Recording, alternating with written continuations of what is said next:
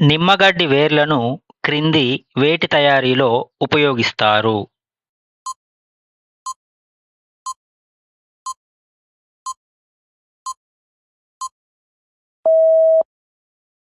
ఏ మరియు బి రెండూ సరైనవే. నిమ్మగడ్డి వేర్లలో ఉండే తైలాలు మంచి వాసన కలిగి ఉంటాయి.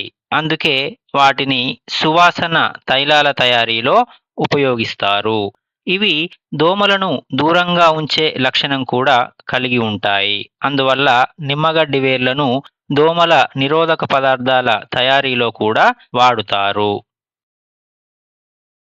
కూల్ మ్యాట్స్ తయారీలో సాధారణంగా ఏ వేర్లను ఉపయోగిస్తారు?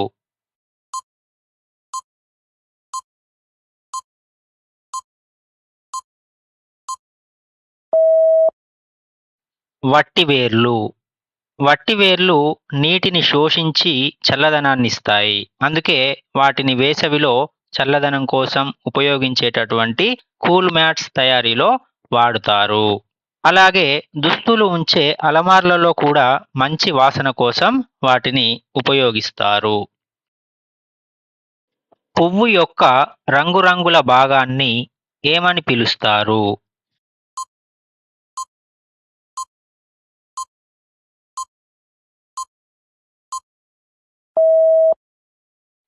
ఆకర్షక పత్రం. పువ్వులో కనిపించే రంగురంగుల భాగాన్ని ఆకర్షక పత్రం అని అంటారు. ఇవి పురుగులను మరియు తేనెటీగలను తన వైపుకు ఆకర్షించడంలో సహాయపడతాయి. అలాగే పరాగ సంపర్కం జరగడానికి కూడా ఈ ఆకర్షణ అనేది అత్యంత ముఖ్యమైనది. క్రింది వాటిలో మందార పుష్పంలో ఉండే భాగాలు ఏవి?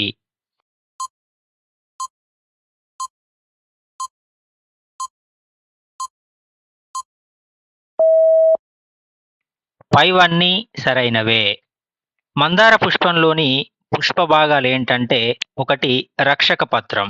అంటే ఇది పువ్వును రక్షించేందుకు ఉపయోగపడుతుంది. అలాగే 2 ఆకర్షక పత్రం. ఇది రంగురంగులుగా ఉండి పురుగులను, తేనెటీగలను ఆకర్షిస్తాయి. 3 కేసరం. ఇది పరాగధానాన్ని ఉత్పత్తి చేస్తుంది. అలాగే 4 అండకోశం. ఇది గర్భధారణకు అవసరమైన భాగం. అయితే వీటన్నింటికి ఆధారమిస్తూ క్రింది భాగంలో కాడ అనేది ఉంటుంది.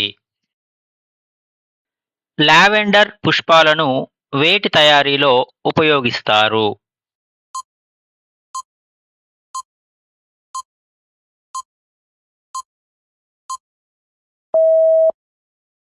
సెంట్లు మరియు సౌందర్య తైలాలు. లావెండర్ పుష్పాలకు ప్రత్యేకమైన సువాసన ఉంటుంది. అందువల్ల వీటిని సెంట్లు, అత్తర్లు మరియు సౌందర్య తైలాల తయారీలో విస్తృతంగా ఉపయోగిస్తారు. అలాగే గులాబీ, మల్లె, లిల్లీ వంటి పుష్పాలను కూడా వీటి తయారీలో ఉపయోగిస్తారు. మందార, వేప, తులసి మొక్కల పుష్పాలను వేటి తయారీలో ఉపయోగిస్తారు?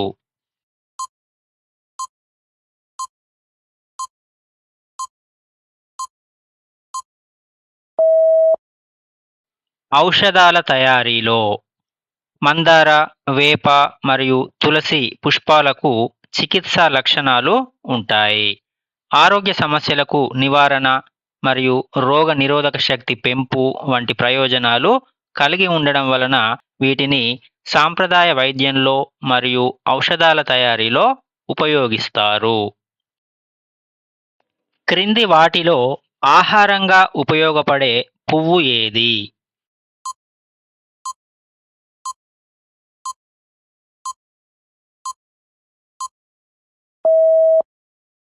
కాలీఫ్లవర్. కాలీఫ్లవర్ మనం కూరగా తినేటటువంటి ఒక పుష్ప కూరగాయ.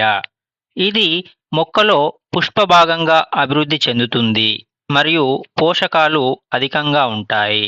అయితే మిగతా పుష్పాలు సాధారణంగా ఆహారంగా వాడరు. కానీ కాలీఫ్లవర్ మాత్రమే ఆహార పుష్పంగా ఉపయోగపడుతుంది. ప్రస్తుత కాలంలో విత్తనాలు లేని పండ్లను ఏ పద్ధతిలో పండిస్తున్నారు?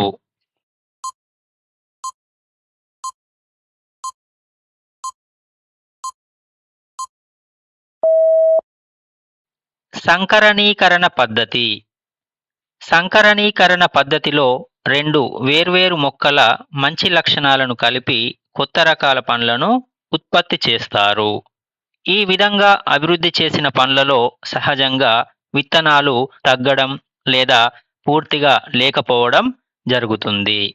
ద్రాక్ష వంటి విత్తనం లేని పండ్లు కూడా ఈ శాస్త్రీయ పద్ధతుల యొక్క ప్రయోజనమే. ఉగాది పచ్చడిని ఎన్ని రుచుల మేళవింపుతో తయారు చేస్తారు?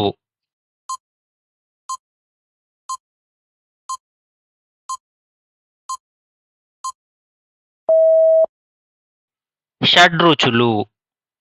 ఉగాది పచ్చడిని తీపి, చేదు, పులుపు, ఉప్పు, కారం, వగరు అనేటటువంటి 6 రుచులు కలిపి తయారు చేస్తారు.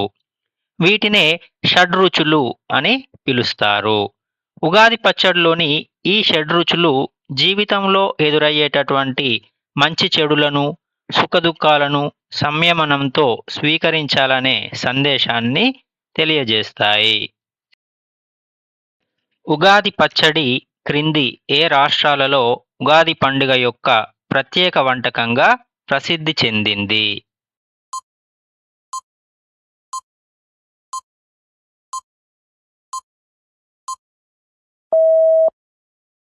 పైవన్నీ సరైనవే. ఉగాది పచ్చడిని ప్రత్యేకంగా ఉగాది పండుగ నాడే తయారు చేస్తారు. అయితే ఆంధ్రప్రదేశ్, తమిళనాడు, కర్ణాటక రాష్ట్రాల్లో ఇది ఉగాది పండుగ యొక్క ప్రత్యేక వంటకంగా ప్రసిద్ధి చెందింది. క్రింది వాటిలో ఔషధ విలువలు గల ఫలాలు ఏవి?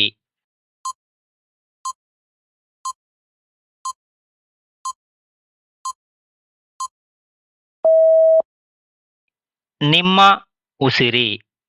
నిమ్మలో విటమిన్ సి అధికంగా ఉండి జలుబు, జ్వరం వంటి సమస్యలను తగ్గిస్తుంది. అలాగే ఉసిరి రోగనిరోధక శక్తిని పెంచి శరీరానికి పోషణనిస్తుంది.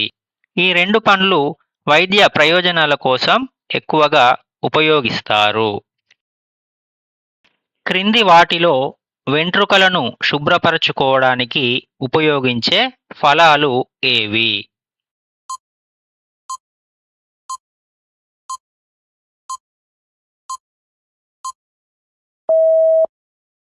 కుంకుడుకాయ మరియు శీకాకాయ.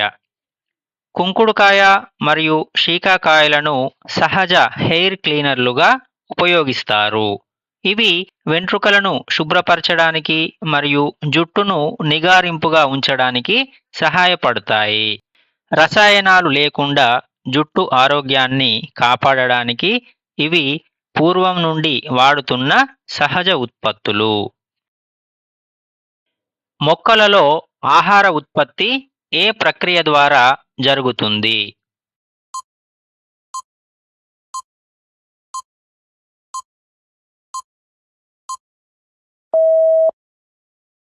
కిరణజన్య సంయోగ క్రియ. మొక్కలు సూర్యకాంతి మరియు నీరు అలాగే గాలిలోని కార్బన్ డయాక్సైడ్ను ఉపయోగించి స్వంతంగా తమ ఆహారాన్ని తామే తయారు చేసుకునేటటువంటి ప్రక్రియనే కిరణజన్య సంయోగ క్రియ అంటే ఫోటోసింథసిస్ అని అంటారు. ఈ ప్రక్రియలో పత్రహరితం అనేది చాలా ప్రధానమైన పాత్ర పోషిస్తుంది. క్రింది వాటిలో చెవులు బయటకు కనిపించని జీవులు ఏవి?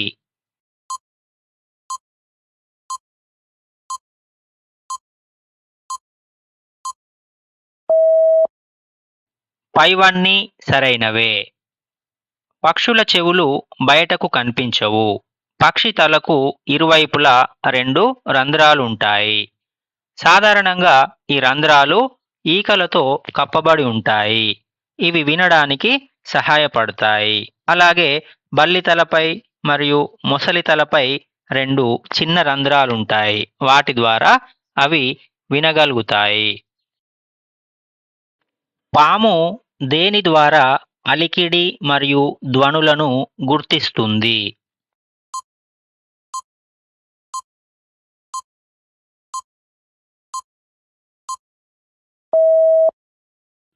చర్మం. చెవులు చేసే పనిని పాము యొక్క చర్మం చేస్తుంది. పాము ఈ చర్మం ద్వారానే అలికిడిని మరియు ధ్వనులను గుర్తిస్తుంది.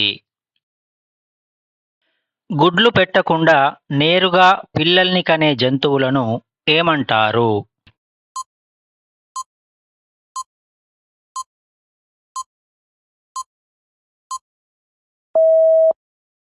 శిశోత్పాదకాలు. ఏ జంతువుల చెవులైతే బయటకు కనిపిస్తాయో, అలాగే చర్మంపై వెంట్రుకలు ఉంటాయో ఆ జంతువులు గుడ్లు పెట్టకుండా నేరుగా పిల్లలకు జన్మనిస్తాయి. వాటినే శిశోత్పాదకాలు అని అంటారు. ఈ జంతువులనే క్షీరదాలు లేదా పాలిచ్చే జంతువులు అని కూడా అంటారు. గుడ్లు పెట్టి పిల్లల్ని కనే జంతువులను ఏమంటారు?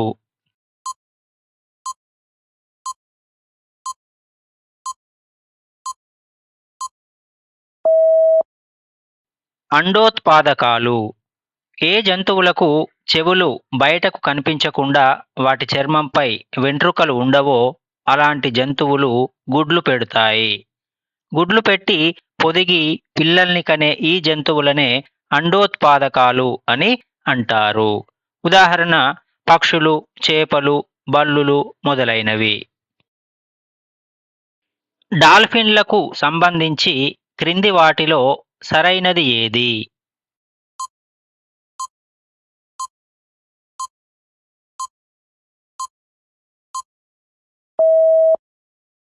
ఇవి పిల్లల్ని కని పాలిచ్చి పెంచుతాయి.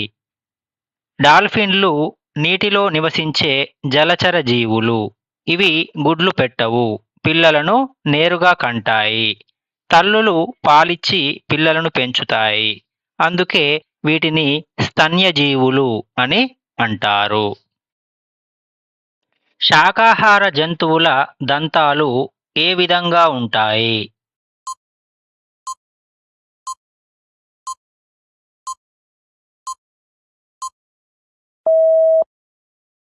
పదునైన కొరికే దంతాలు మరియు బలమైన నమిలే దంతాలు. శాకాహార జంతువులు మొక్కలను మరియు మొక్కల నుండి లభించే పదార్థాలను ఆహారంగా తీసుకుంటాయి. వీటికి పదునైన కొరికే దంతాలు మరియు బలమైన నమిలే దంతాలు ఉంటాయి. ఆకులు, కాండాలను కొరికేందుకు ముందు దంతాలు పదునుగా ఉంటాయి. అలాగే నమిలి మృదువుగా చేసేందుకు వెనుక భాగంలో బలమైన నమిలే దంతాలు ఉంటాయి. మాంసాహార జంతువుల దంతాలు ఏ విధంగా ఉంటాయి?